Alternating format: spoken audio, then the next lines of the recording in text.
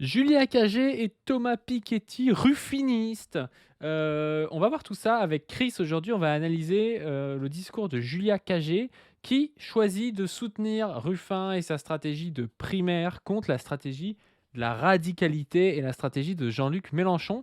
On va pouvoir en parler parce que c'est quand même une intellectuelle importante, Julia Cagé, qui a écrit un livre il n'y a pas très longtemps, il y a un an ou deux, avec Thomas Piketty, sur justement l'analyse électorale française depuis quasiment la Révolution française, avec plein de données qui sont très intéressantes, qui était passée d'ailleurs à l'Institut La Boétie, si mes souvenirs sont bons, où justement ils avaient présenté leurs données, et puis Mélenchon avait été très intéressé par ça. Et là aujourd'hui, elle soutient Ruffin. Donc on va pouvoir parler de tout ça, voir si elle a raison, si ces données lui donnent raison et donnent raison à la stratégie ruffiniste, ou si, comme le dit le Saint graphique, la stratégie ruffiniste est vouée à l'échec. Chris, comment ça va aujourd'hui?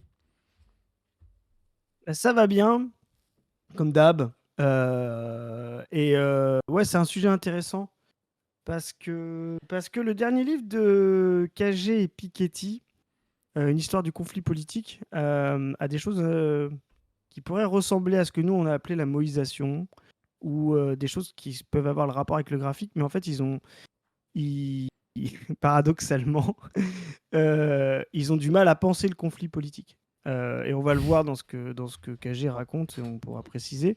Mais par exemple, ils ne comprennent pas ce que nous, on essaie d'expliquer avec le graphique, que justement, le conflit politique, dans des espaces où les problèmes matériels sont symétriques, est là où il est le plus intense, et c'est justement sur des sujets qui ne sont pas économiques.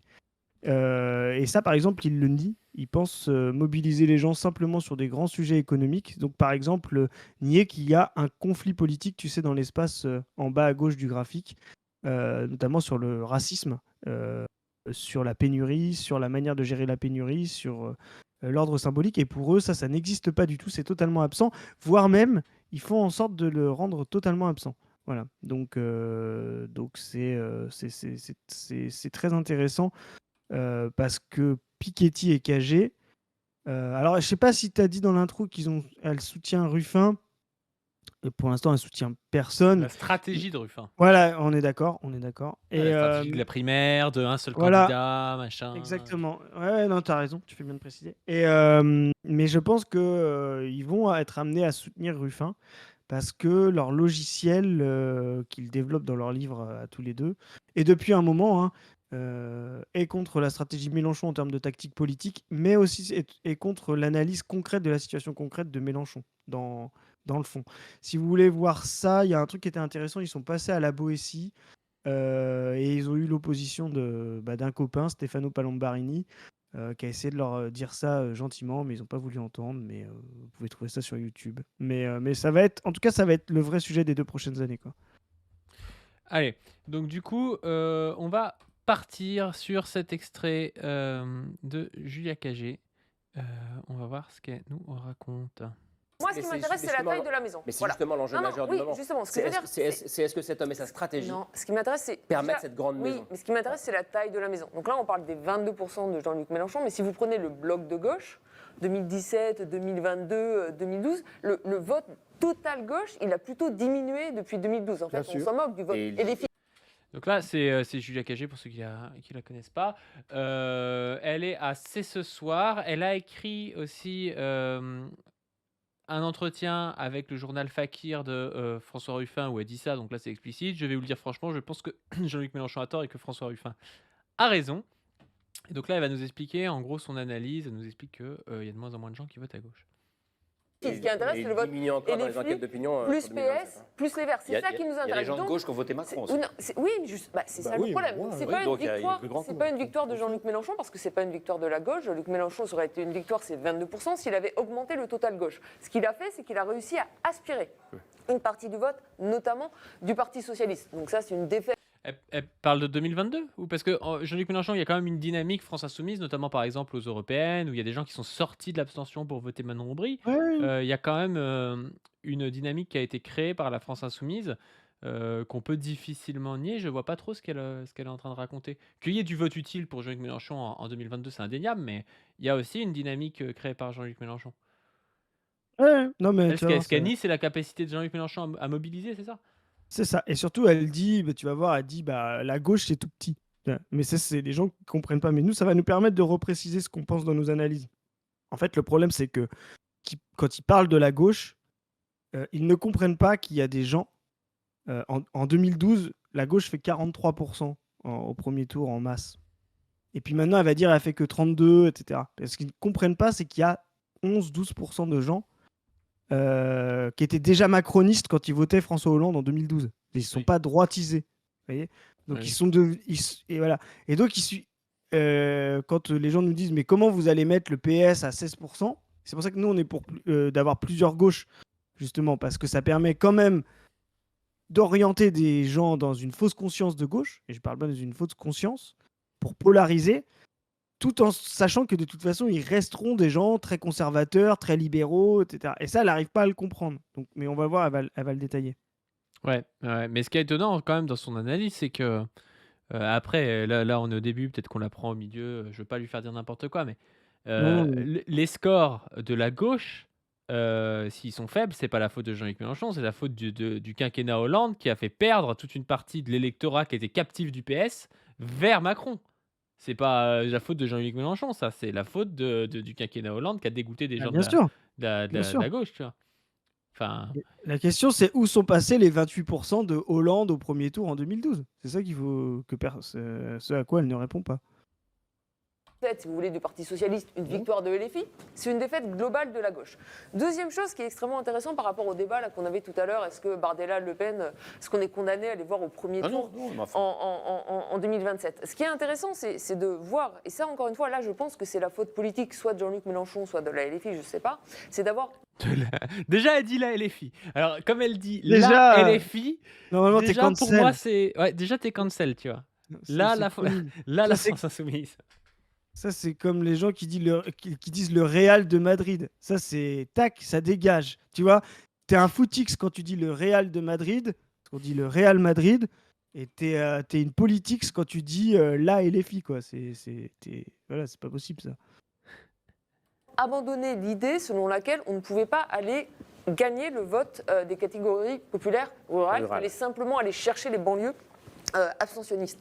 C'est une double erreur. Un, parce qu'en fait, l'abstention dans les banlieues, elle est extrêmement difficile à faire reculer. On l'a vu d'ailleurs au moment des européennes, et pourtant, ils ont mis toute leur énergie là-dedans. Et la deuxième chose qui est... Ah, en vrai, je suis pas déçu parce que je connaissais déjà un petit peu, mais elle a le discours de Caroline Fourest, tu vois. Enfin, elle a le Exactement. discours que tout le monde, tous les mous du genou disent oui, voilà, ils opposent les banlieues et les campagnes, et puis de toute façon, les banlieues, c'est compliqué de les faire voter. Enfin, c'est vraiment. Elle est vraiment rufiniste en fait, quoi.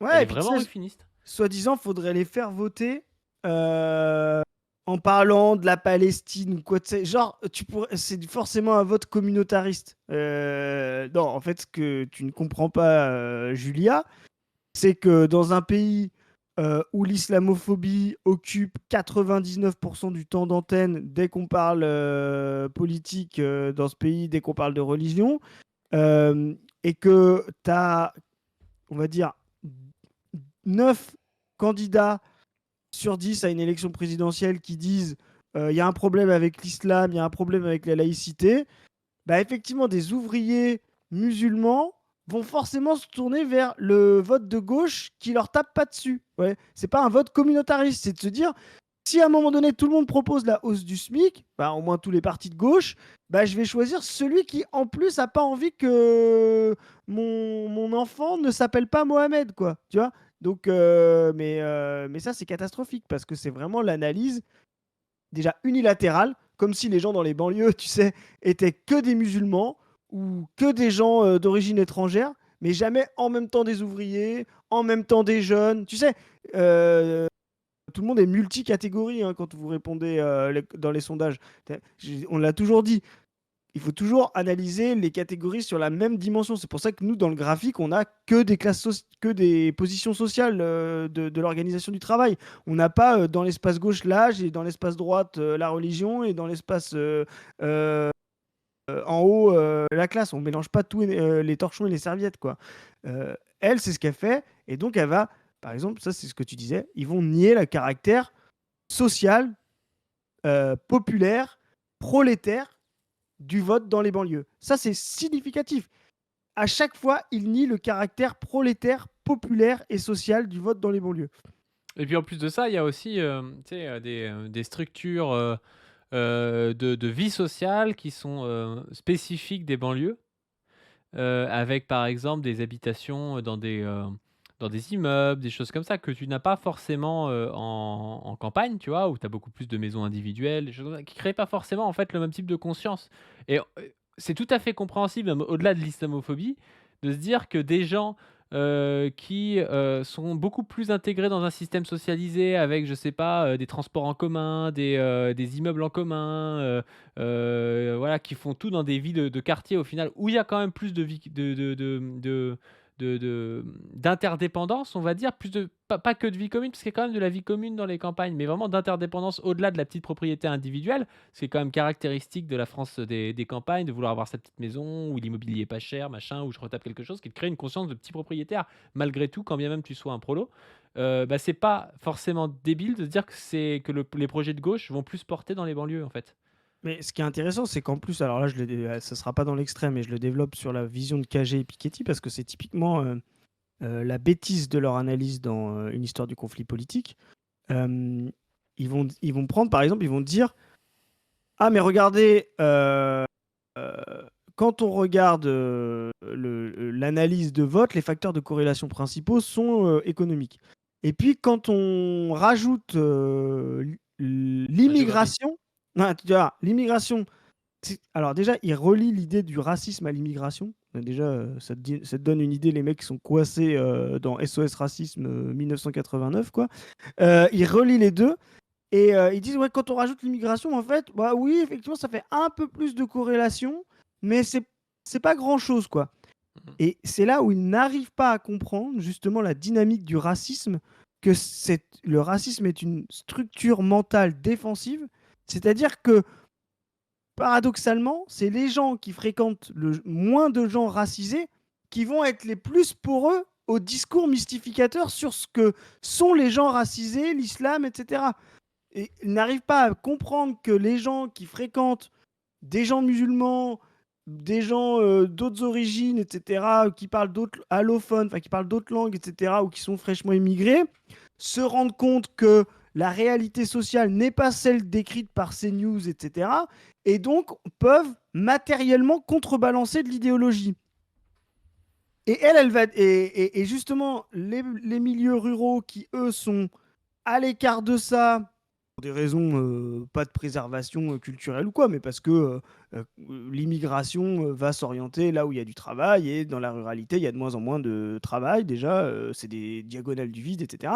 Donc les gens qui vont être à l'écart de ça, eux vont être beaucoup plus focus sur cette dynamique de grand remplacement, etc., parce qu'ils ont l'impression que c'est déjà arrivé à l'extérieur et que ça ne doit pas arriver chez eux. Donc paradoxalement, les gens les plus anti-immigration, les plus racistes, sont les gens qui fréquentent le moins l'immigration et le racisme, et les gens racisés. Parce que ils sont forcément de fait beaucoup plus poreux à l'idéologie, car ils n'ont matériellement pas de collectivité avec des gens racisés et des gens immigrés. Et donc, par exemple, ce que fait Piketty et Cagé, c'est de dire, ah, mais regardez, là où les gens sont, comment dire, ah, regardez, bah non, en fait, il n'y a pas de racisme, parce que regardez, dans ces endroits-là, il y a très peu de taux d'immigration. Mais qu'est-ce que ça veut dire? Ça n'a aucun sens. Vous pouvez mettre des endroits à zéro immigration et avoir 100% de vote RN, quoi. C'est justement bien le problème. C'est que les gens qui votent RN ne veulent pas fréquenter des gens racisés. C'est pas qu'ils en fréquentent et qu'ils ont des problèmes avec. En général, justement, on va le voir, les gens qui justement vivent dans des conditions collectives, il peut y avoir des problèmes, etc., mais voient la différence entre ce qu'on raconte à CNews et leur réalité quotidienne, quoi. Bah oui. Non, mais surtout qu'en plus, cet aspect collectif de la vie, elle est hyper importante. Quand tu as un ascenseur qui est bloqué dans ton immeuble, c'est un problème collectif de toi et de tous les gens de l'immeuble. Quand tu as les Bah oui. transports en commun parisiens qui sont bloqués, c'est un problème collectif de tous les gens, qui vivent, en périphérie parisienne, tu vois? Alors que, les problèmes que tu peux avoir à la campagne prennent moins souvent la forme collective et plus souvent la forme de: «J'ai un problème sur ma propriété individuelle, ma maison, ma» et ça, ça crée une conscience qui est un peu plus réactionnaire. Alors c'est pas pour jeter la pierre sur les gens, qui vivent en campagne et qui ont une maison, c'est pas le souci, mais forcément, Et on peut comprendre défensive. pourquoi les gens sont moins poreux à l'idéologie de gauche quand ils ont, quand ils sont à la campagne. Ouais, parce qu'en plus, ils sont beaucoup plus, comme tu dis, mais c'est un des facteurs de corrélation les plus importants dont personne ne parle. Hervé Lebras, qui a travaillé là-dessus sur les facteurs de corrélation, par exemple, sur le vote RN, a montré que les densités de population étaient très importantes dans les facteurs de corrélation. Moins vous avez de densité de population, plus vous avez de vote extrême droite. Justement parce que les gens se sentent seuls et donc se sentent, par rapport aux problèmes du monde et la crise généralisée, ils se sentent, comment dire, dans un territoire à défendre. Hein. Et donc, c'est ce territoire à défendre de manière individuelle, ma maison, mon village, etc., euh, euh, rend effectivement les gens beaucoup plus individualistes, beaucoup plus libéraux, beaucoup plus propriétaristes, beaucoup plus producéristes aussi, on pourrait en parler, hein, le livre de Fer là-dessus, montrer justement comment le fait d'avoir un travail, par exemple, et par rapport aux cassos ou par rapport aux assistés, ça va être très, très, très important. Et donc ça, c'est des structures mentales, mais qui sont justement dues à des causes matérielles, le fait de vivre, comme tu l'as dit, dans des petites communautés, des petits villages, etc., qui vont orienter, compenser, par exemple, des aspirations ouvrières. Ça peut être des gens qui sont ouvriers, mais ça va compenser vers la droite des aspirations ouvrières parce que c'est ce que nous, on essaye de voir. C'est pour ça que, par exemple, dans le graphique, on fait intervenir le patrimoine immobilier. On considère que un ouvrier qui va avoir du patrimoine immobilier va être tendanciellement plus à droite qu'un ouvrier qui va pas en avoir. Voilà. Et donc tout ça, c'est très important. Et dans les zones rurales, spoiler alerte, hein, mais le taux de propriété de maisons principales, il est de 90%. Faut bien se rendre compte. S'il y a une référence, une opposition matérielle importante entre les bourgs et les tours, là, comme dirait comme cette stratégie de Ruffin débile, c'est par exemple, dans les tours, vous êtes locataire, dans les bourgs, vous êtes propriétaire. Et bien ça, c'est une matérialité dont Ruffin ne parle jamais. Voyez, et c'est ce qui va bien plus opposer les gens dans leur vision du monde que s'ils sont musulmans ou s'ils ne le sont pas, ou s'ils sont religieux ou s'ils ne le sont pas. Bah ouais, et puis en fait, des fois, c'est un peu un piège, c'est que comme les gens qui sont issus de l'immigration sont moins propriétaires, en fait, ça se confond, tu vois. Genre, du coup, tu as un enjeu où tu as l'impression que c'est des Noirs et des Arabes. C'est aussi des locataires, en fait. Alors, ça C'est veut pas ça. dire. C'est deux logiques qui sont consubstantielles, en fait, quoi. Et ça, les mecs le voient pas. Et un mec comme Ruffin, alors, il va pas le dire comme ça, mais tu comprends bien quand il parle des banlieues, il sait que c'est plutôt des Fatima et des Fatoumata. Et Ouais. puis quand c'est des tours, il va trouver quoi? J'arrive pas à trouver j'arrive Des, pas à trouver des noms en A. des, Euh, des des Anthony, Laura. et des Laura, quoi. Ouais, c'est ça. Ouais, voilà, tu vois. Et lui, il va vraiment faire l'opposition en se disant, bah, d'un côté, tu as des immigrés et de l'autre, non, même s'il parle d'une opposition géographique. Mais en réalité, il y a plein d'autres facteurs et qui sont des facteurs aussi liés à la propriété privée. Hein. Pas des moyens de production, hein, la Exact, propriété privée de ta résidence, par exemple. exactement. Voilà. Des Et ça, Karina et des Tatiana. Des Vanessa. mais c'est un vrai sujet parce que le rapport, par exemple, ouais, le rapport à la propriété, il est fondamental. Et d'ailleurs, on le voit même dans les exodes de banlieues périphériques urbaines. C'est des gens qui veulent accéder aussi à la propriété. Enfin, vous pouvez pas accéder à la propriété dans des grands bâtiments qui appartiennent à des consortiums ou qui appartiennent à des offices publics. Donc de fait, il y a des gens qui vont partir pour devenir propriétaire. Cette structure mentale-là, toi, quand on parle du possible, quand vous êtes orienté pour travailler, pour partir d'où vous êtes pour être propriétaire, je vous le dis tout de suite, ça ne vous donne pas une orientation à être concrètement à l'instant T solidaire, comme tu dis, pour participer au syndic, faire en sorte que l'ascenseur, il soit, tu vois ce que je veux dire, il soit, il soit réparé, etc. C'est ça qui est important, c'est de montrer comment votre projet à court, moyen, long terme, c'est lui. Comment dire, les gens, vous pouvez tous faire cette expérience. Aujourd'hui, vous n'agissez pas par réaction à ce que vous avez fait hier ou avant-hier. Vous agissez pour réaliser quelque chose que vous avez en tête. Euh, Acheter une maison, avoir une famille, progresser dans le travail, etc. Et c'est pour ça que nous, on dit tout le temps, en tant que marxiste, le futur est la clé de compréhension du présent. Vous voyez, un peu comme Marx disait, l'anatomie de l'homme est la clé de compréhension de l'anatomie du singe. Et inversé justement avec la science de l'évolution. Bah là, c'est la même chose. Vous allez comprendre que des gens qui ont une propriété, qui veulent justement en acheter une seconde pour faire un Airbnb, de fait, ils vont être moins à gauche, hein. Même s'ils Ouais. sont concrètement ouvriers pour pouvoir acheter cette seconde propriété. Moi, ça me faisait penser, je faisais les vendanges et puis il y avait un ouvrier agricole qui faisait les vendanges et qui avait un discours qui était full RN, tu vois. Hmm. Et tu voyais en fait l'état d'esprit dans lequel il était. Lui, ça lui cassait les couilles parce qu'on était payé à l'heure et il voulait être payé à la tâche, tu vois. Il disait on fait pas de thunes si on n'est pas payé à la tâche. C'est des mecs qui veulent bombarder tout seuls, tac, tac, tac, faire leur truc, faire un max, être payé à la tâche. Qui ont en tête des gens autour d'eux qui ont réussi, c'est-à-dire qui ont monté leur entreprise, tu vois. Les seuls moyens de réalisation et de faire un peu de blé et tout, c'est de monter son entreprise ou d'être payé à la tâche en tant qu'ouvrier, tu vois. Qui ont, c'est des mecs qui ont des propriétés de leur maison alors qu'ils sont aussi ouvriers assez tôt, tu vois. Ils achètent assez tôt. Ils ont aussi des enfants assez tôt. Enfin, il y a tout un tas de choses qui fait que ce gars-là, c'est pas le mec qui va se syndiquer, tu vois. Ça n'a aucun sens. Il est dans un no man's land syndical. Son but, c'est de faire du bif et puis d'essayer de s'en tirer parce que c'est pas pour lui jeter la pierre, parce que justement, à son niveau, il y a rien d'autre qui lui est proposé, tu vois, je pense.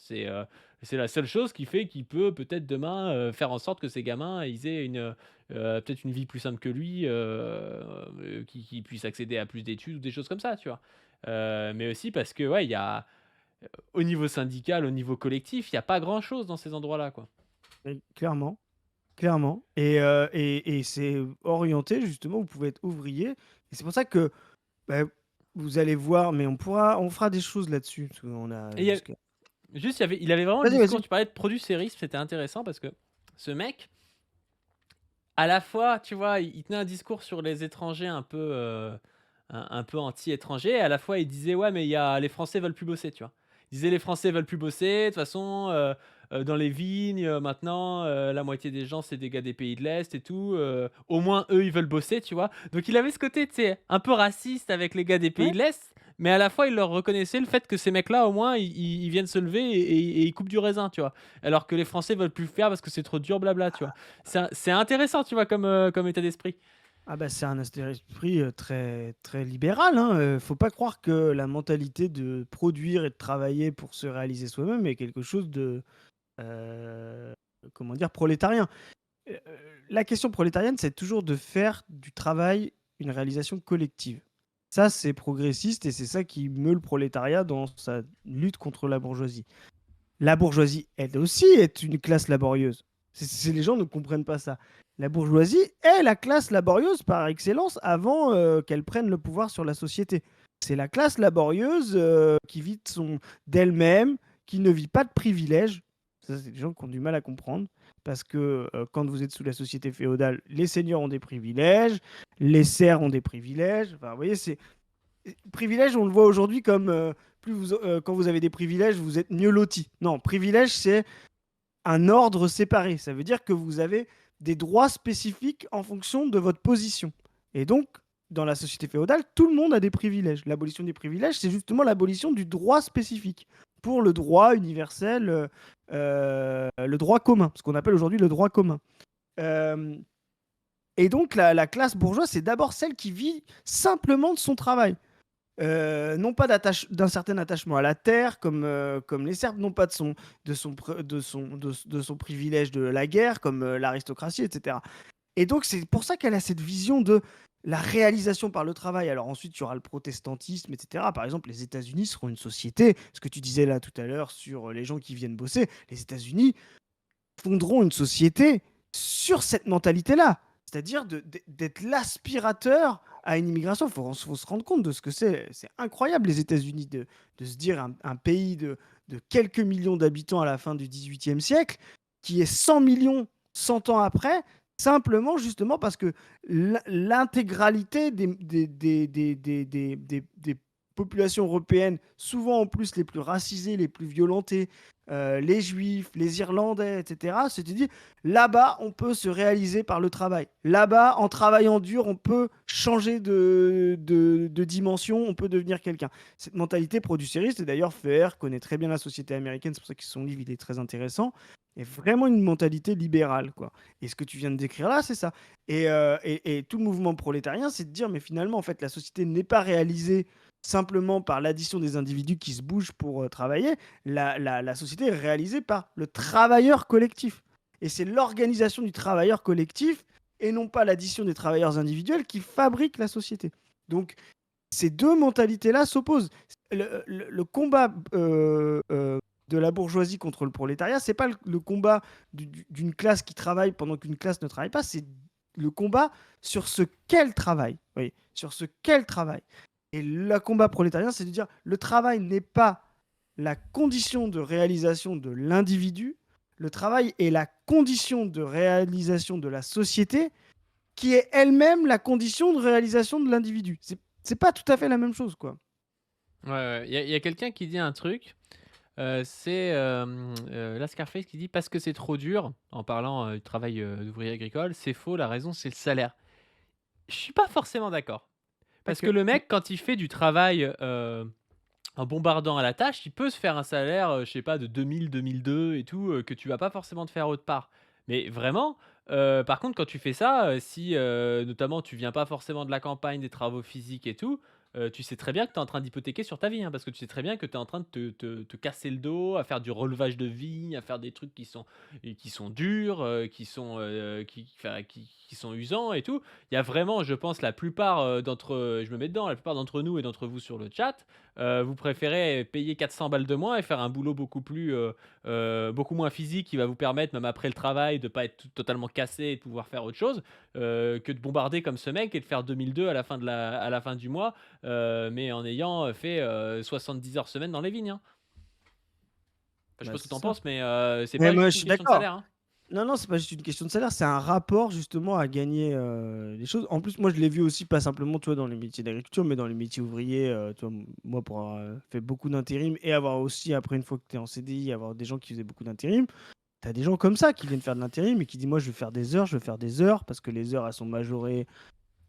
Petit instant droit du travail, 2,35 vérifiez sur vos fiches d'intérim, hein.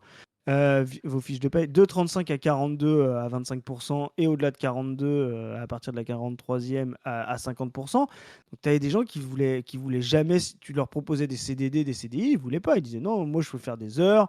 En plus, en, quand vous êtes en intérim, vous avez tout de suite la prime de précarité, la prime de congés payés qui sont payés. Là, tu sais, quand tu es en CDI, bah, tu cumules des congés payés, c'est l'équivalent de 10% de ton salaire. Là, c'est directement payé. La prime de précarité qui est payée. Donc, il y a des gens, ils voulaient rester en intérim tout le temps pour accumuler. Mais en général, si tu creuses un peu, c'est pas pour faire ça 40 ans, tu vois. Des gens qui veulent accumuler pendant une certaine période pour souvent monter leur boîte. Moi, j'ai vu beaucoup ça. Acheter une baraque, tu vois, pour la louer, pour la vendre. Tu vois, c'est faire de l'argent très vite à des conditions extrêmement compliquées pour justement sortir du salariat et sortir du prolétariat. Tu sais, pour demain devenir un peu rentier. Moi, à chaque fois que je voyais des gens faire ça, c'est des mecs, comme tu l'as dit, qui te disaient, mais je vais pas faire ça 40 ans, hein. Là, je fais de la thune. Je retape une baraque en parallèle. Moi, j'ai vu ça, tu vois, des mecs, je fais de la thune parce que là, je retape une baraque et bim, je la mets en location. Et une fois que j'en ai une, j'en fais une deuxième, etc. Tu vois, c'est vraiment cette mentalité libérale jusqu'au bout, tu vois, d'accumuler de l'argent de manière extrêmement individuelle pour pouvoir ensuite le réinvestir et sortir de cette logique salariale, quoi. Mmh. Personne Mais se projette à faire, personne se projette à faire 80 heures semaine, en se niquant le dos, pendant 40 ans. Personne se projette à faire ça. non, non, c'est sûr, mais tu vois, hem, moi je pense à mon grand-père. Mon grand-père, il a arrêté l'école à 13 ans, tu vois? Parce que ses parents pouvaient pas payer, son père était mort à la guerre et tout. Et du coup, bah, sa mère lui a dit: «Bah, va travailler», tu vois? Et il est parti, il s'est formé un petit peu dans l'hôtellerie, restauration, tu vois? Et puis il est parti après avec ma grand-mère aux États-Unis. Justement, elle a une époque, dans les années 50, 60 où tu pouvais espérer un peu encore, même si c'était pas la grande époque de ça, Mmh. mais encore vivre l'American Dream et tout ça. Mmh. Et justement, il y allait et il avait 2 boulots en même temps, tu vois? C'était un truc où tu pouvais bosser genre, Ce qui est pas tu faisais une beaucoup à première l'échelle journée. américaine. Oui, oui, c'est vrai, mais tu vois, genre, il disait: «Ouais, Tu es un peu une feignasse.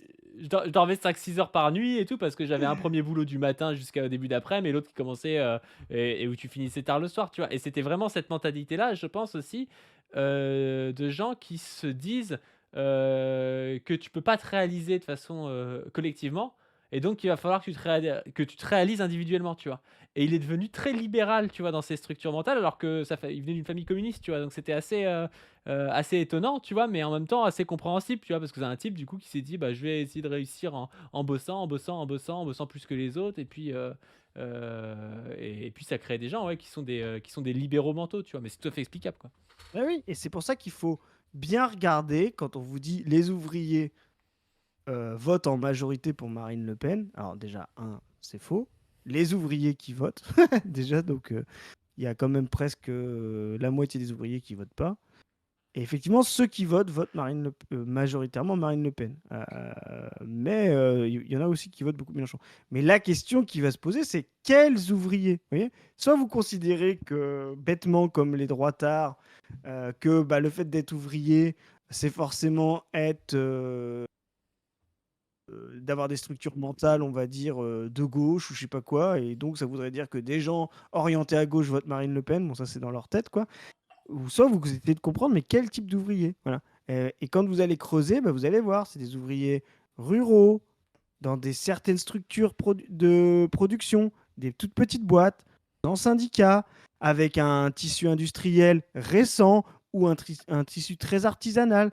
Tout ça, en fait, qui va vous dire, mais peut-être que leur sujet collectif ouvrier est secondaire par rapport à leur sujet collectif dans l'entreprise dans laquelle ils sont insérés. Vous voyez, par exemple, être ouvrier employé, vous pouvez être ouvrier employé d'une boîte de 500 personnes avec la CGT et FO qui sont extrêmement importants, voire même la CFDT, mais bon, voilà, c'est autre chose. Et puis si vous êtes dans une toute petite boîte PME où le patron, vous le connaissez bien, peut-être même c'est votre pote, il a grandi avec vous, il a monté sa boîte, mais ça vous donne pas du tout les mêmes rapports aux choses, au travail. Ça vous donne un rapport beaucoup plus horizontal, où vous allez dire: «Ah bah non, mais il faut le comprendre aussi, vous avez vu les heures qu'il fait le patron». Donc là, tout ça, ça va masquer le rapport à l'exploitation. Alors que si vous vivez bah, chez Airbus, chez Stellantis, chez Alstom, chez Mittal, voilà, bah là, vous voyez que vous avez des mecs qui vous font turbiner le samedi parce que ils ont mal conçu le démarrage de la machine le lundi et que c'est des cols blancs et que c'est des diplômés, des ingénieurs et qu'on les voit jamais après 18 heures. Voilà.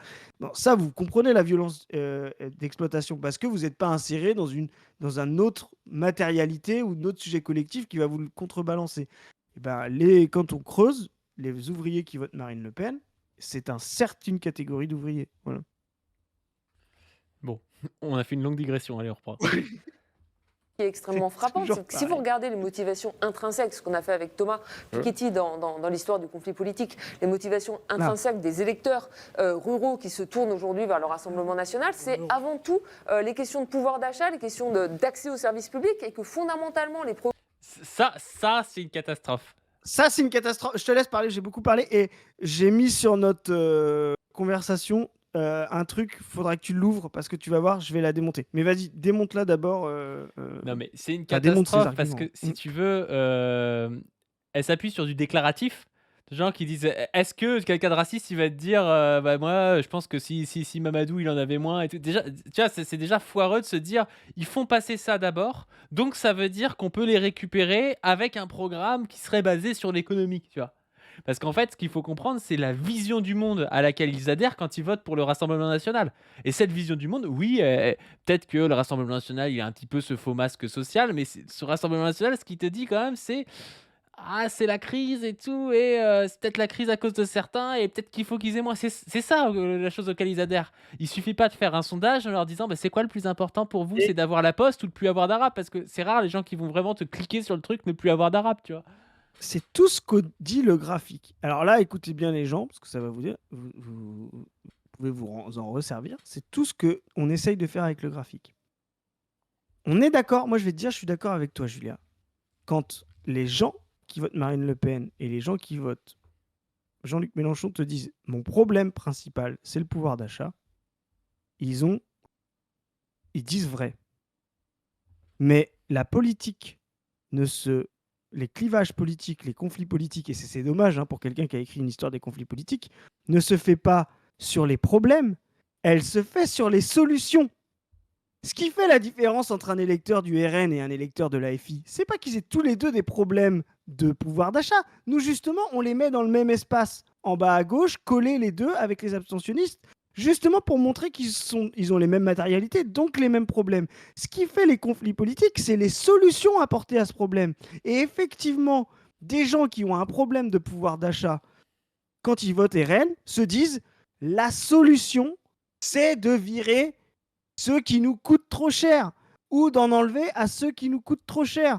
Donc, ils ont un problème de pouvoir d'achat, mais pour eux, la solution est une solution inégalitaire, raciste et suprémaciste. Là où le même problème chez un électeur de Mélenchon, ça va être justement de dire la solution, c'est une solution égalitaire de redistribution ou de relancer la machine.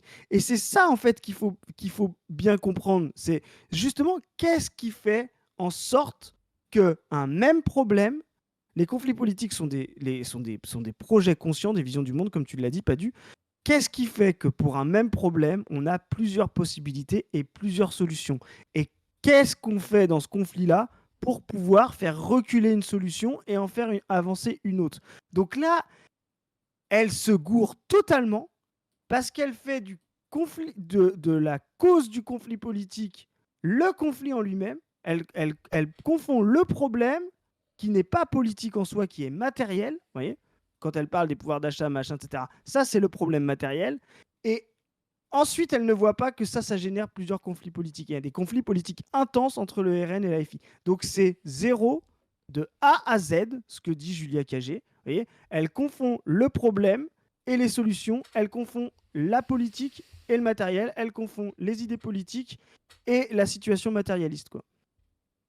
C'est toute la problématique d'ailleurs euh, du descriptif, tu vois. C'est une universitaire qui fait du descriptif, qui a récupéré des chiffres et tout. Et puis quand on doit passer à l'analyse dynamique, ça devient un petit peu compliqué, tu vois. Son erreur, c'est comme si tu disais en haut à droite du graphique, le problème pour les gens, c'est les Ça, valeurs. Ouais, c'est bah, ça. ils ont un problème de valeurs, d'accord, mais ils ont des réponses totalement. Il y a des gens qui disent oui, bah, il faut des valeurs républicaines, par exemple, et les autres qui disent non, il faut des valeurs de la civilisation européenne blanche, tu vois. Ouais, Bah, exactement. c'est ça la différence de vision du monde. On s'en fout que le problème ce soit le même, que ce soit le problème des valeurs. Enfin, si, on s'en fout pas, mais je veux dire, c'est pas pareil. Donc tu peux pas dire ah ben ils veulent la même chose et on peut réunir toutes les personnes en haut à droite du graphique en parlant de valeurs, parce qu'en fait les valeurs elles peuvent être opposées, quoi. C'est la solution à ce problème de valeurs qui compte, quoi. Exactement. Et donc, mais c'est marrant parce que c'est incroyable. Et on comprend que ses travaux sont nuls, que sa conclusion politique sur le fait de choisir Ruffin est nulle, parce qu'elle a écrit un livre qui s'appelle Une histoire du conflit politique, alors qu'elle n'en a pas le concept. Et là, je cite Lordon, qui avait dit ça quand comment dire, à Piketty, quand il avait écrit déjà Capital et idéologie. Il a dit mais moi j'étais d'accord. Lordon dit à Piketty, tu écris un livre avec le capital en gros dessus et tu n'en as pas le concept. Et ben je dis, ils ont fait pareil une deuxième fois.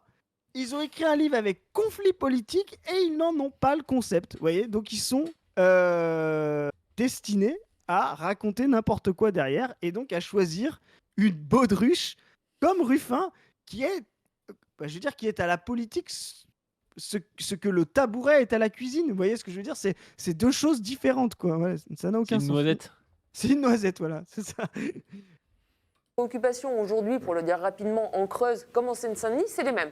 Vous n'avez pas assez d'hôpitaux. En plus, ils ont l'impression d'être des génies. S'il suffisait de parler Alors, d'économie aux gens pour que et les banlieues et la Creuse votent pour toi, ça ferait bien longtemps que la gauche serait au pouvoir, tu vois. S'il n'y avait pas ah ce oui, conflit de race entre les gens, tu vois, ça ferait longtemps qu'on aurait gagné, tu vois. c'est des gens, c'est des gens, ils te disent, j'ai tourné que le robinet d'eau froide. Et pourtant, je pense que ça devrait sortir de l'eau chaude. Et quand je touche, l'eau est quand même encore froide. Ben, peut-être que ce que tu viens de faire n'est pas trop cohérent, tu vois, avec le fait de te baigner dans l'eau chaude, quoi. Mais vraiment, il n'arrive pas à constater que, que ça ne marche pas. Mais tiens, juste, est-ce que tu peux ouvrir le tweet que je t'ai mis? Parce qu'elle a parlé tout à l'heure d'un recul dans la ruralité. Dans le fait que Mélenchon n'arrive pas à conquérir la ruralité. Je vais te montrer un truc entre 2017 et 2022, ça va prendre 2 secondes pour vous montrer. Tout ça est bidon. En plus, vous voyez, c'est des gens qui s'appuient sur des chiffres, et je vais vous donner des chiffres qui ont été analysés. Tout ça est faux. Le quoi comme quoi Mélenchon, dans la ruralité entre 2017 et 2022, il aurait reculé. Vous allez voir, c'est vraiment faux de A à Z. Alors, ton tweet, c'est le Je vote l'ai mis. Mélenchon ne s'est donc pas inversé. C'est un tweet de Position Revue en 2022. Donc, on va voir Ouais, si Position Revue avait déjà raison en 2022. Ne s'est tu donc peux pas montrer inversé la. rural-urbain entre 2017 et 2022. Il a juste progressé dans les grandes villes tout en se stabilisant dans les milieux ruraux. Les analyses voyant une opposition Exactement. entre Donc, vous voyez, JL 2017 et JLM 2022 sont donc à enterrer définitivement. Ah oui, parce que comme il avait augmenté dans les grandes villes, les gens disaient proportionnellement il a baissé dans le monde rural. Mais c'est débile. exactement. Donc, vous voyez, en fait, ce qui se passe, vous avez les grandes villes. Donc, en rose un peu transparence, là, un peu rosé, vous avez Jean-Luc Mélenchon 2017. Bah, vous avez aussi Marine Le Pen et Macron. Et puis, vous avez le point rouge, Mélenchon 2022. Et vous voyez, quand vous êtes dans les grandes villes, bah, vous avez il y a une proportion beaucoup plus importante. Donc, déjà, ce qu'a dit KG au début en disant c'est très dur de faire reculer l'abstention dans les grandes villes, bah, vous voyez bien qu'il l'a fait. Dans les banlieues populaires, bon, bah là, c'est énorme, hein, vous voyez le saut. Alors, il faudrait peut-être que tu décales, je sais pas comment, parce que là, on voit Ouais, pas, je c'est t'ai caché par décalé, des- j'ai décalé. Donc les Ah, pardon. banlieues, ouais, là ça a augmenté Ouais, entre ouais. 2017 et 2022. Autres banlieues, ça a Entre augmenté. Zone banlieues, périurbaine, il reste pareil. Ville éloignée des grandes métropoles, il a un tout petit peu augmenté, mais ça reste pareil. Et zone rurale, il a un tout petit peu baissé, mais ça reste pareil, quoi. et je vais Et vous grande donner ville, un il a autre. augmenté. Et je vais vous donner un autre truc. Dans les zones rurales et les petites villes, on sait qu'il y a beaucoup de votes, et notamment dans le centre, etc., de votes pour le PCF. Et en fait, ce qui a fait la reculade à la marge, hein, dans les zones rurales, c'est que le PCF en 2017 était avec Mélenchon. Ouais. Donc ça veut dire que des communistes ont pu trouver dans ces zones-là plus historiques, se sont portés sur Mélenchon. Et en 2017, en 2022, ils se sont reportés sur Roussel. Donc déjà, l'écart, le recul, il est minimal. Et en plus, il s'explique aussi parce que le PCF n'était pas avec Mélenchon entre 2017 et 2022.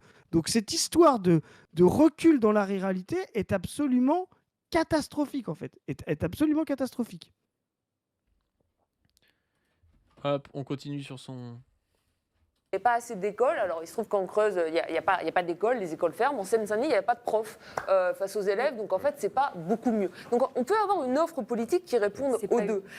pas une erreur, Ce qui est c'est une stratégie. le paradoxe, Il en veut pas. finalement. Mais avec- qu'est-ce qu'elle propose, putain? Oui, proposer d'ouvrir des écoles, ça fait quand même longtemps que la gauche le fait, ça ne résout pas le problème du fait qu'il y a des gens qui votent pour un discours raciste, tu vois. Genre, Voilà. enfin, l'enjeu n'est pas là, tu vois. que la Et qu'il y a LFI des et gens Jean-Luc qui Mélenchon veulent avoir des écoles pour leurs enfants, Sans arabe. Ouais, exactement, pour pouvoir, comment dire, accéder à une classe sociale de diplômés privilégiés. Et donc, c'est une forme de pensée de l'école comme un moyen d'écarter des gens. Et comme tu l'as dit, sans arabe, moi, tu sais, en campagne, sans manouche, tu vois, c'était ça, hein, les représentations, hein, tu vois, voilà. Donc, c'est des gens qui vont aller vers l'école privée, etc. Et d'autres qui vont aller à l'école parce que c'est un moyen justement de socialisation et c'est un moyen d'accéder à une forme de vie plus confortable. Voilà. Donc, toujours pareil, l'idée qu'il y a un problème avec l'école, oui, c'est un problème. La solution peut être raciste ou égalitaire. Ça ne change rien. Ouais, bien sûr. Et puis, tu as tout ce discours même, tu vois, de oui, les gens veulent être plus profs parce que quand tu es prof, tu te retrouves dans le 93 et tu te fais crever tes pneus de ta voiture avec les Arabes et tout. Tu vois, tu as tout ce discours-là aussi, tu vois, de l'extrême droite sur l'école aussi, tu vois. Qui a un discours, qui est qui est raciste, tu vois? Et qui, met encore une fois la race au centre de l'école, tu vois? Ouais. Il y a quelqu'un Donc, qui dit dans le finalement, chat, les gens qui basculent dans le vote RN sont irrattrapables. En fait, ce qui est intéressant, c'est que c'est aussi une mythologie qu'on a racontée. On pourrait le montrer d'ailleurs. Alors, on a beaucoup tapé sur le livre de KG et Piketty. Ce qui est très intéressant, c'est que c'est une très grosse et une très belle source de données. Et en plus, ils ont rendu ces données publiques en ligne.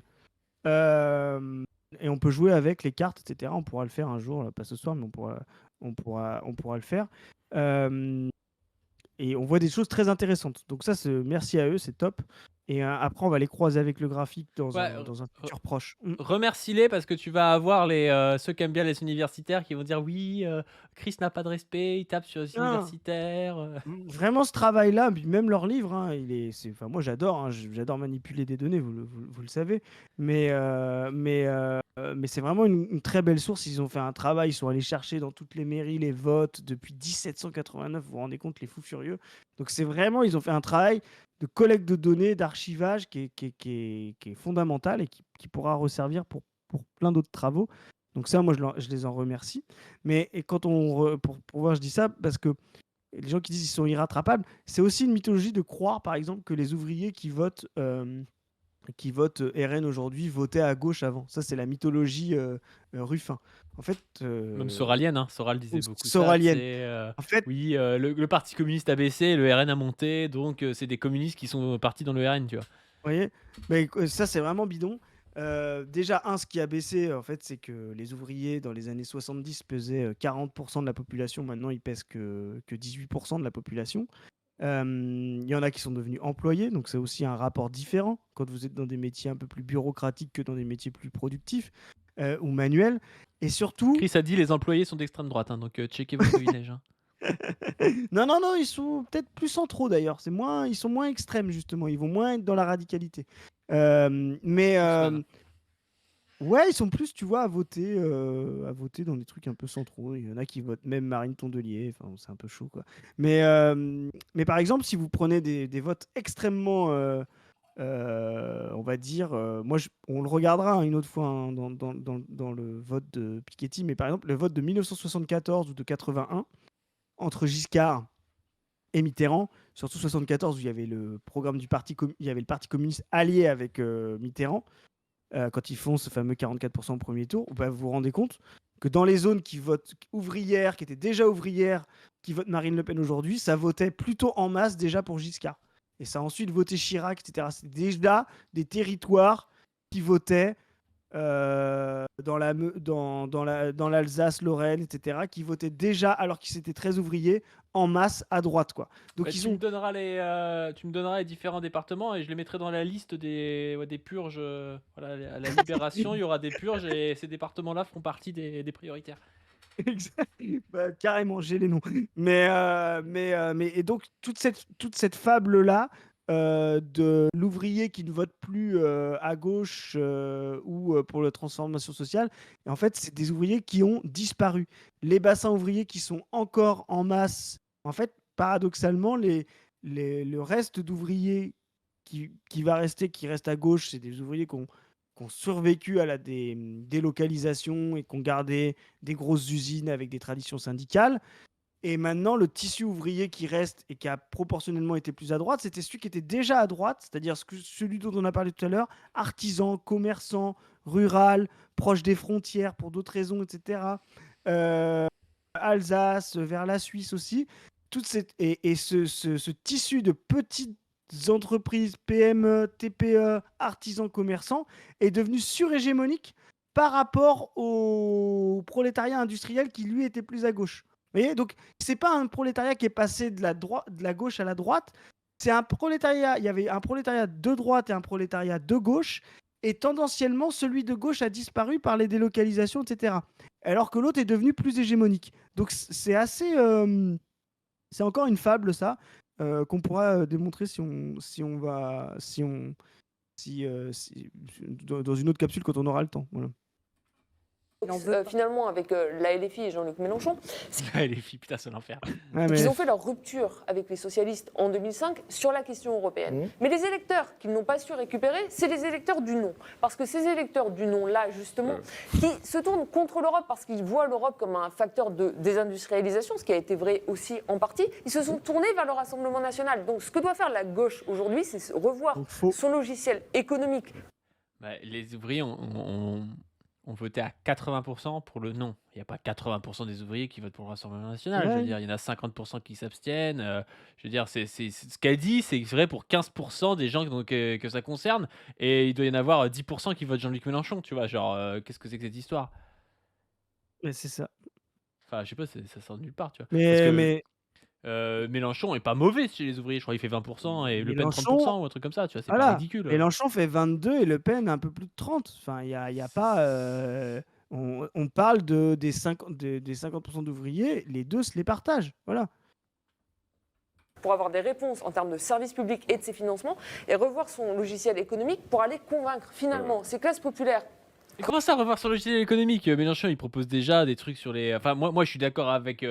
Je suis d'accord pour critiquer le programme de la FI sur le travail, sur l'économie et tout. Mais il propose déjà des choses pour les services publics, tu vois. Genre, elle croit que si Mélenchon, demain, il dit on ouvre des postes partout en France, genre là, les gars d'extrême droite des campagnes vont voter pour Mélenchon. Ça n'a aucun sens, tu vois. Enfin, tu peux foutre le SMIC à 5 000 €, les mecs continueront à voter à Marine Le Pen, hein, c'est pas le souci. Hein. Et pour une raison qu'on explique aussi depuis un moment, c'est que avant de proposer le pacte, la solution raciste, tu vois, de résolution du problème, il a fallu faire accepter aussi qu'il n'y en avait pas assez pour tout le monde.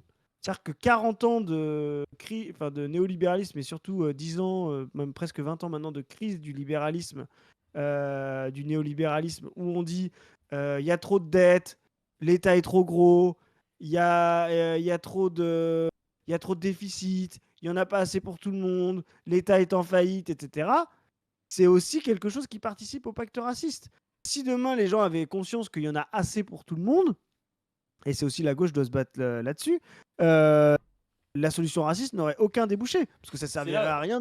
Ça servirait à rien de choisir. D'Olivier Matteux, tu sais, qui était vraiment frontal là-dessus et puis qui disait qu'on allait tout leur reprendre, tu vois, et que justement il y avait une possibilité de faire un monde nouveau, tu vois. Et ça, c'est un discours qui était basique à un moment donné dans la gauche communiste, tu vois, il y a 50, 60 ans, c'était un discours basique, mais qui est devenu aujourd'hui un discours iconoclaste, tu sais.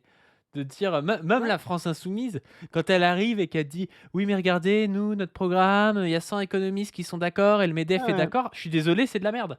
Je veux dire, c'est pas ce qu'on leur demande, tu vois. C'est pas ça qui va faire que les gens vont voter pour la. Les gens votent pas pour la France insoumise parce que le MEDEF a applaudi le programme de la France insoumise de 2022, tu vois. Vraiment, je trouve que c'est une erreur de faire ça. Moi, je vais être clair, je pense que Mélenchon pouvait faire bien plus. Enfin, moi, je l'ai critiqué, je peux le redire. Je pense que la campagne, il n'a pas été aidé par le contexte, la guerre en Ukraine, le fait qu'il n'y ait pas de débat, que Macron ait refusé de faire des débats du premier tour et tout. Et que même les chaînes n'ont pas voulu faire de débat de premier tour et tout. Mais je pense que c'était une très mauvaise campagne. C'était vraiment une très, très mauvaise campagne. C'est pour ça que nous, on l'incite à faire une campagne totalement différente. Parce que je pense qu'il aurait pu capter plus de classes populaires s'il avait fait une campagne beaucoup plus frontale comme ça. Et cette idée de campagne de on a fait valider notre programme économique par la BCE, pas par la BCE, par la Banque de France, et en fait c'est sérieux, etc. Tout ça, c'est des conneries. C'est-à-dire, c'est des gens trucs... qui croient à ça, c'est les gens qui votent pas Mélenchon, c'est les gens qui votent pour le centre. Ils s'en foutent, les gens qui votent Mélenchon, de savoir que le MEDEF est d'accord avec son programme. Ah mais soit ça, ou alors c'est des gens de toute façon qui votent déjà Mélenchon. Tu vois ce que je veux dire? Soit personne va se dire ah mais je déteste Mélenchon parce que tout le monde lui tape dessus, mais j'ai regardé en détail le programme, je me suis tapé les 2 heures de vidéo sur l'explication par les économistes Ils sont des gens brillants, Éric Baird, etc. Et donc, je vais voter pour lui. Ça sert simplement à valider. Alors, moi, je veux dire, ça fait des points, en fait. Ça fait des points. Ça fait des points pour capter des votes chez les Jadot, chez les Hidalgo, tu vois. Non, mais C'est, qu'il l'ait c'est- fait, à la limite, c'est des gens qui peuvent. Tu sais, qu'il l'ait fait, voilà, que ce soit dans le truc. D'accord. Mais je trouvais qu'il y avait trop de choses là-dessus et pas assez limite de trucs radicaux où les gens se disent non, c'est impossible et tout, tu vois. Genre. c'est ça. Et tu vois, Du coup, ça crée un entre-deux un peu bizarre parce que de toute façon, on t'attaque en te disant que t'es le Venezuela et même si t'as le programme le plus factuel du monde au niveau économique, on t'attaquera toujours comme quoi t'es le Venezuela, tu vois. c'est ça. Et Donc c'est ça. surtout que Mélenchon, il sait le faire, d'assumer, de dire ouais, de toute façon avec vous on peut rien changer, et puis de dérouler son programme, tu vois. Et c'est surtout, en fait, aller vouloir chercher des 1-2% chez les Jadot ou quoi que ce soit, qui, en fait, n'ont pas de colonne et qui, de toute façon, quand ils verront Mélenchon autour de 17-18, voteront quand même pour lui utilement. Même s'ils n'ont pas été convaincus par le programme. Eux, leur truc, c'est des débiles. Vous voyez. Eux, Les ils électeurs veulent... de Jadot sont des débiles, Ah, selon mais Crise de Position Revue. Voilà, Ah, ça fait mais une capsule. tous les unionistes, vous voyez, c'est des crétins. C'est vraiment, c'est les gens qui se disent, moi, mon but, c'est de faire gagner la gauche. Donc, c'est vraiment, tu sais, ils se posent pas la question des programmes, de la transformation, des masses qu'il y a derrière, de la manière dont on va pouvoir l'appliquer. Non, le but, c'est, on va faire gagner la gauche. Vous voyez. Donc, il y a une espèce de, vous voyez, il y a, je sais pas, en France, je pourrais très bien les placer dans le graphique, mais 4-5%, donc ça fait peut-être 1,5 million, 1,5 million d'électeurs comme ça, qui sont des classes moyennes sup. Et leur but, c'est, je prends le candidat le mieux placé à gauche. Ouais. Donc demain, c'est Hollande, ils ont voté Hollande en 2012. Ensuite, ils ont voté Mélenchon en 2017. Ils ont refait 2022. Je vous le dis clairement, si Glucksmann est donné 7 points devant Mélenchon en 2027, ils voteront Glucksmann, alors qu'ils ont voté Mélenchon 2 fois avant. C'est vraiment les mecs les plus dans la fausse conscience possible et imaginable. Et ces gens-là, Ah, ne... putain. non, mais c'est vraiment... Donc, donner des gages à ces gens-là, ça ne sert à rien. Il vaut Je mieux pense qu'il y a aller... une surreprésentation de profs, hein. Ouais, Moi, les moi, j'ai profs... entendu des profs dire je vote Macron au premier tour pour faire barrage au RN en 2022. Tu te dis, mais les non, mecs, mais tu sais, et puis après, ils se plaignent de oui, les écoles ferment, machin, mais t'as envie de leur mettre des tartes, hein. Enfin, donc, ils sont teubés, quoi. Donc ces gens-là, en fait, faut pas aller les chercher. C'est-à-dire que par exemple, si tu as une base, alors ça, écoutez bien la FI, je vous donne un peu des conseils. Si vous avez une base à 15, moi je pense que vous avez une base à 15, 16, voilà, avec Mélenchon. Pour moi, Mélenchon, je vous le dis tout de suite, il démarre à 16. Il démarre toujours à 16. C'est pour ça que moi, son score de 22, pour moi, en 2022, il est faible. Pour moi, il démarre à 15, 16. Vaut mieux aller chercher, pour monter à 20, 22, 6% d'ouvriers. Voilà. Et de toute façon, le fait de monter à 22 avec ces 6%-là, les crétins du PS ou des Verts ou de ce que vous voulez de partis de gauche là, qui sont au milieu du graphique viendront quand même chez vous.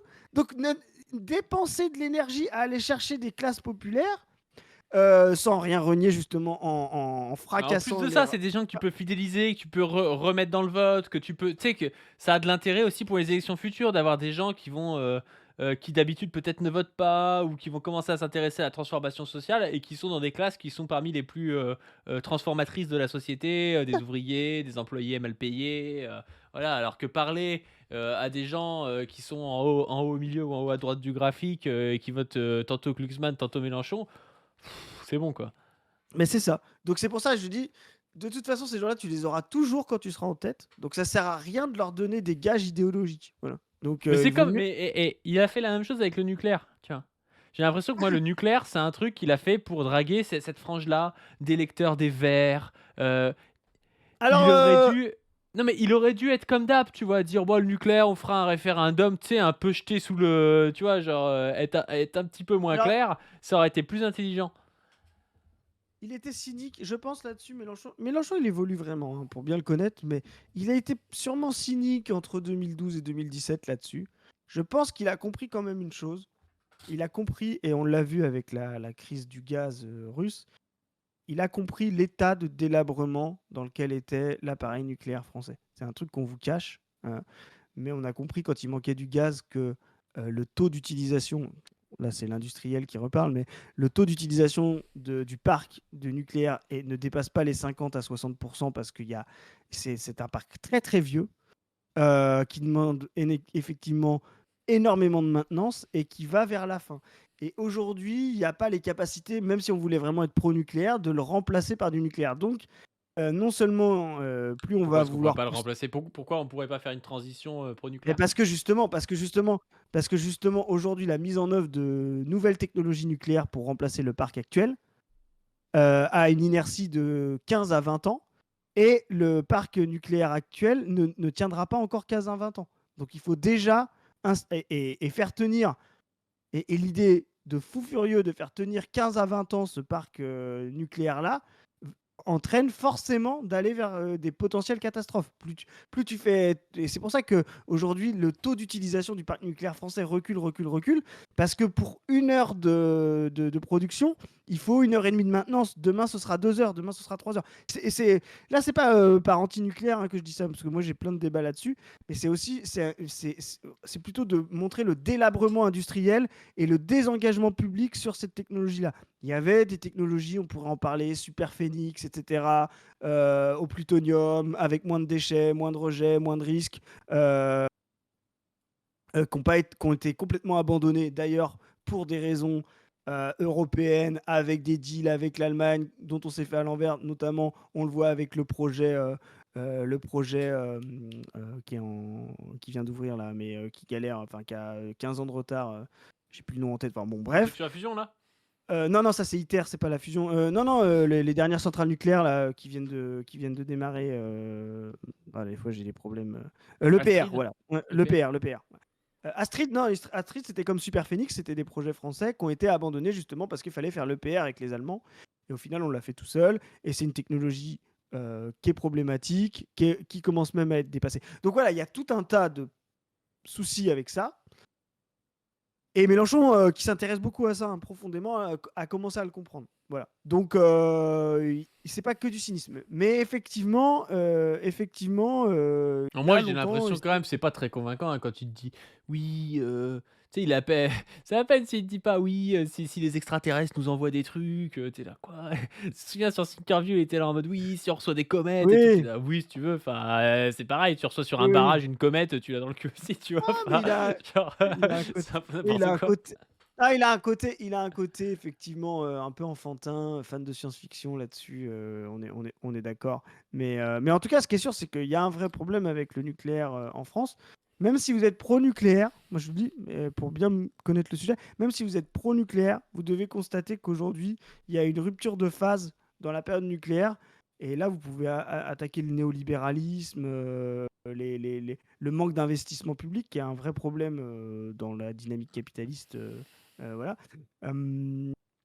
Et donc, il va y avoir une rupture de phase entre l'ancien appareil industriel nucléaire et même si demain on en trouve un bien meilleur, bien plus performant, bien moins problématique en termes de dangerosité, en termes de déchets, le temps de le mettre en œuvre, il y aura forcément une période de 5, 10, 15 ans où il faudra faire sans, quoi. Voilà. Mais il y a quelqu'un qui dit la position sur le nucléaire est vraiment un déterminant sur le plan électoral. Mais justement, ça c'est très intéressant. C'est pas un déterminant, mais les mecs qui te disent oui, je vote pas pour Mélenchon à cause du nucléaire, c'est des mecs qui veulent pas voter pour Mélenchon pour d'autres trucs, mais tu sais, qui se trouvent une raison, tu sais. C'est des mecs un peu raslards ou un peu rouge-brun et tout, et au final ils disent oui, c'est à cause du nucléaire que je vote pas pour Mélenchon. Mais on n'est pas dupes, frérot. On sait que c'est pas à cause du nucléaire que tu votes pas pour Mélenchon. Puis, enfin, si vraiment tu voulais voter pour Mélenchon, c'est pas le nucléaire qui va te faire reculer, tu vois. C'est ça, c'est ça. Surtout que c'est pas en 5 ans qu'il va démanteler le parc nucléaire, tu vois. Non, et puis c'était aussi, faut pas être dupe, c'était aussi dans ce truc sur le nucléaire, c'était aussi de se dire maintenant, faut quand même aussi prendre les clivages politiques. Il était un peu ambivalent sur le nucléaire quand il était avec le PCF, avec lui. À partir du moment où le PCF a fait sa candidature toute seule, il fallait qu'il aille chercher des voix ailleurs. Donc c'était aussi un moyen d'attaquer le vote écolo, quoi. C'est-à-dire ce que tu perdais à gauche, tu le récupères à droite, quoi. Voilà. Ouais. Bon, on continue. rurale, que la gauche a une offre politique alternative, y compris au niveau de l'Union européenne, pour réindustrialiser en partie et réinvestir les services publics. C'est pas très compliqué Et à ne dire pas comme diviser, ça. comme le dit donc Et François le Ruffin, problème, ne pas diviser la c'est France que- des bons Ouais, ça, et la c'est- France des Exactement. Et le problème, c'est quand on en parle avec Ça, c'est Jean-Luc vraiment Mélenchon, de parce que ça m'est arrivé l'antipolitique. d'en débattre avec lui, d'en débattre avec Mathilde Panot, avec Manuel. Et j'aime bien quand il dit et ne pas diviser la France des bourgs et la France des tours comme si c'était Jean-Luc Mélenchon qui divisait la France des bourgs et la France des Mais- tours. tu sais. mais- C'est mais lui c'est- qui crée le racisme, c'est Jean-Luc Mélenchon. C'est vraiment à cause de parler, à force de parler d'islamophobie, il a créé du racisme, tu vois. Ouais, c'est ça. C'est dire qu'il y a un problème mais c'est vraiment, tu vois, c'est vraiment comme si Catastrophe. moi je trouve que je sais pas si vous avez remarqué, mais Zoé, elle invente des maladies. Les gens, ils viennent dans son cabinet, elle trouve des maladies aux gens. C'est vraiment elle qui les invente, quoi. Tu vois, mais ils inversent le truc, quoi. Tu vois, il y a un problème d'islamophobie dans ce pays. Mélenchon se bat contre, et non, c'est lui qui l'a inventé, quoi. Enfin, c'est catastrophique. C'est fou. Hein. Bompard et d'autres, en fait, ils sont persuadés que non. Que Que c'est ce n'est pas pas ça la possible. bonne. Que c'est pas possible et que c'est de la perte de temps. Moi, je Donc, pense ce que n'est c'est que- une faute morale, parce que moralement, ça fait augmenter le Rassemblement national, et je pense que c'est une faute politique. Jean-Pierre Et Mignard. j'aimerais Mais- bien mais que ce soit alors là- finalement qu'on arrive à dépasser Mélenchon. Peut-être qu'il faut dépasser le personnage C'est pour ce que faire ça. disait Thomas Legrand. Peut-être qu'il faut pousser Mélenchon à la discussion face à ça, mais ce que je trouve. Mais moi, ce que je trouve incroyable, c'est que ils ont aussi je sais pas, ils sont droits dans leurs bottes, tu vois. Genre, c'est des gens, ils sont universitaires, ils font pas de politique, ils sont face à quelqu'un qui a transformé quand même la gauche radicale française, qui a réussi quand même un tour de force, qui a une stratégie, et ils le prennent pas au sérieux en mode je vais t'apprendre la vie, tu vois. C'est vraiment, enfin, moi j'y vois quand même une espèce de biais des universitaires, d'un microcosme et tout, qui dit ouais, ils savent mieux que tout le monde comment on transforme la politique, mais eux ils font pas de politique, tu vois. Enfin, au bout d'un moment, si vous avez la recette, on vous regarde, mais spoiler alerte, vous allez finir en noisette. Hein. On vous connaît, vous allez finir à rien faire du tout. Hein. Mais c'est Et sûr et surtout- certain. Mais surtout que littéralement, on l'a démontré. Mais nous, les universitaires, venez. On va vous donner les cours sur le graphique, parce que vous ne nous prenez pas au sérieux là-dessus. Mais littéralement, c'est Mélenchon qui fait reculer le RN et qui fait barrage au RN. Prenez en tête, on vous montre souvent les sondages en ce moment-là. Et puis, ils ont raison, la FI, en montrant les sondages. Ah, regardez, à quelques jours de l'élection ou quelques mois avant, on était donné à temps et en fait, on a fait plus. Mais surtout, prenez un truc entre 2017 et 2022. Qui était donné à 30 et a fini à 21 et qui était donné à 35 et a fini à 23? Le RN. Vous croyez que Mélenchon, il va le chercher où quand vous croyez que c'est un hasard si quand il y en a un qui fait plus, l'autre fait moins? Et qu'on se retrouve ensuite avec les mêmes compositions électorales, c'est-à-dire avec 20% d'ouvriers et 30% pour Marine Le Pen. Non, c'est littéralement Mélenchon le barrage au RN. C'est littéralement Mélenchon qui fait reculer le RN. C'est littéralement, comment dire, Mélenchon qui fait que le RN, contrairement à ce qu'on nous raconte, n'a jamais fait 25% au premier tour. Le RN n'a jamais fait 25% au premier tour d'une élection présidentielle.